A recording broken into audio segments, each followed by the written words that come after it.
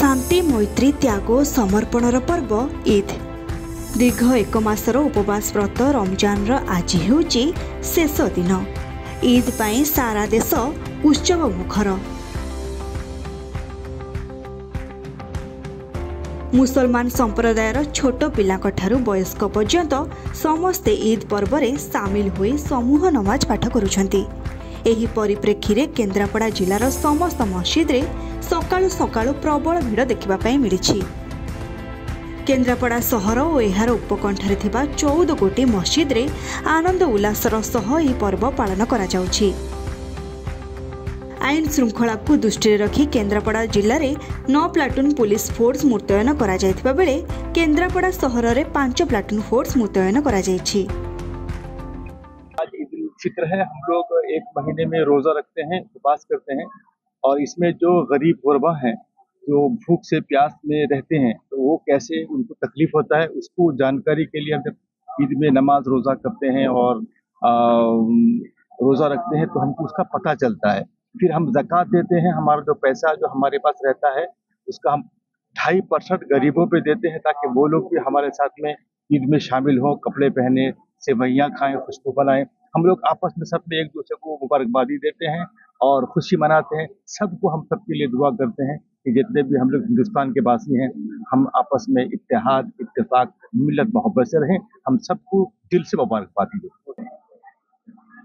पवित्र पर्व ईद उल फितर उपलक्षे आज समस्त मोर प्रिय मुसलमान भाई और भौणी मान अभिनंदन जनाऊँ एवं समस्त सुख कामना करुच्ची, समृद्धि कामना करुच्ची। ये पर्व हूँ भाईचारार पर्व।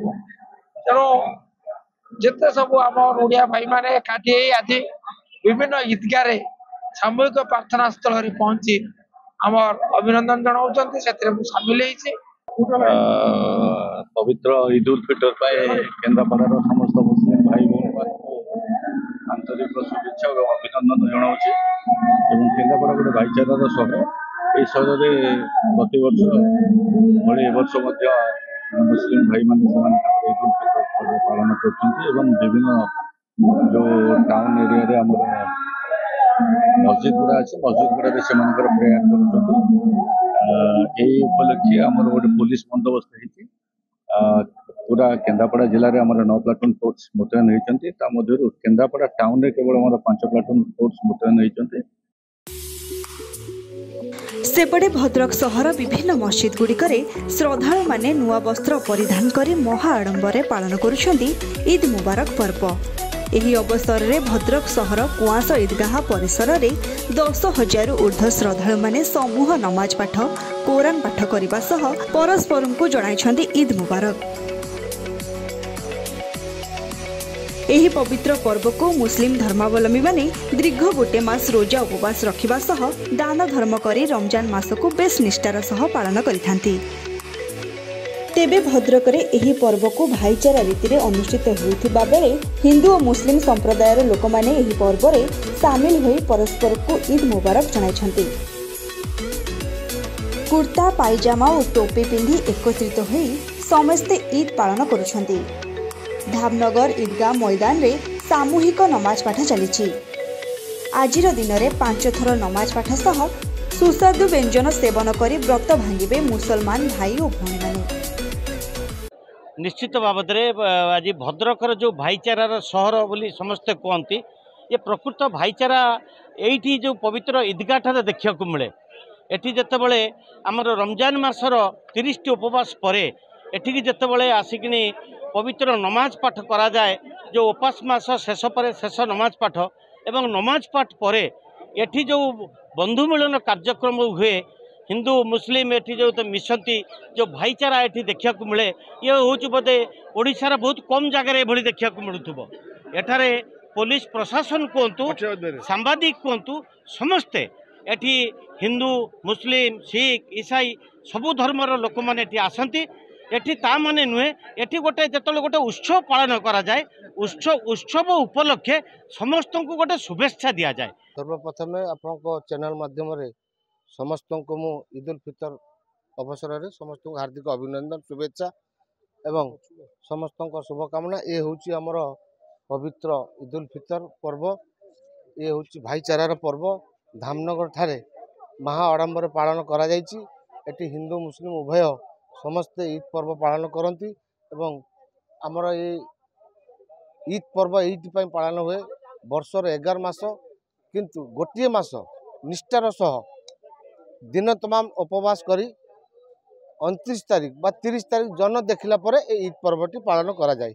आज आप देखुए ये हूँ आम ईदगाह मैदान एटी हजार हजार लोक एकत्रित हो खनकाशरी मतवाली सैयद गुलाम मोहम्मद हबीबी नमाज पाठ पढ़ाई एवं प्रशासन तरफ आईआईसी एसडीपी तत्वावधान में शांति श्रृंखला रखापी पुलिस मुतयन करा 30 दिन कठोर उपवास पर आज आम समस्ते खुशी ईद पर्व पालन करुचु। समस्ते भाई भौणी आम हिंदू मुसलमान सब समाज समस्ते एकाठी होकर आज गर्वित सहकार पालन करुचु। एथिरे आम समस्त अभिनंदन और शुभेच्छा जनाऊँ। प्रथम तो ईद पर्व सब मुसलमान गुरुजन मानक भाई भौणी मानक छोट पिला मानक समस्त ईद मुबारक अनेक अनेक शुभेच्छा अभिनंदन। आज जामा मस्जिद ठारे ढेंकानाल जामा मस्जिद ठारे आज मिलित भाव समस्त बहुत शांति श्रृंखला भाव समस्ते प्रार्थना सारी आठी थी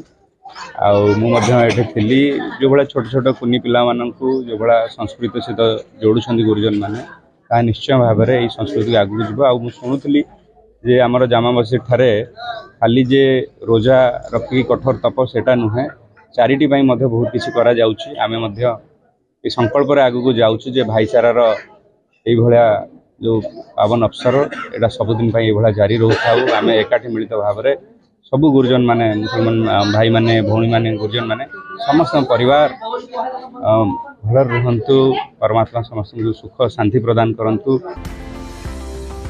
मुसलमान मानक पई ईद एक बड़ पर्व।